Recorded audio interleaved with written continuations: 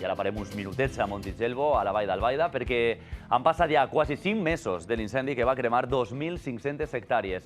Avui ens preguntem què va passar perquè el foc s'estenguera tan ràpidament i obligara a l'evacuació d'un miler de persones. Els convidem a entrar en estos boscos i ho fem guiats de la millor manera possible, de la mà de l'enginyer forestal Ferran Dalmau.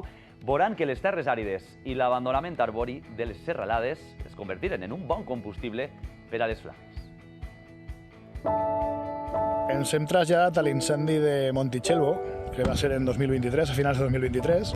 Moltes de les terrasses que veieu són antigues terrasses de cultiu, que gràcies a que estan fetes no perdem tanta terra, no hi ha tants fenòmens erosius. Però en la mesura en què tot això s'ha abandonat, també l'activitat agrària provoca que quan tenim un incendi tinguem un continu per cremar espectacular. I el que ens diu, el que queda baix del negre, és que tot allò que no gestionem nosaltres ho acaba gestionant el foc.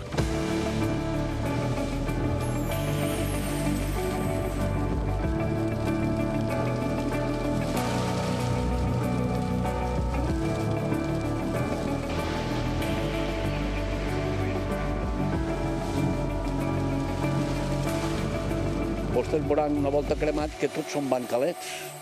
Tot això es cuidava i ara està tot perdut. I ara pareix que sí a Màrtega.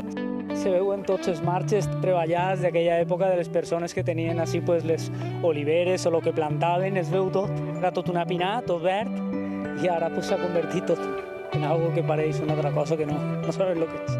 Aquestes persones aguantaran la terra gràcies als bancals que tenen, que no són ni d'ahir ni de desposahir, i l'alçada dels arbres, dels pins que veiem en els bancals, ens indiquen el temps que fa que aquests bancals van ser abandonats. Vull dir, no fa ni una dècada ni dos.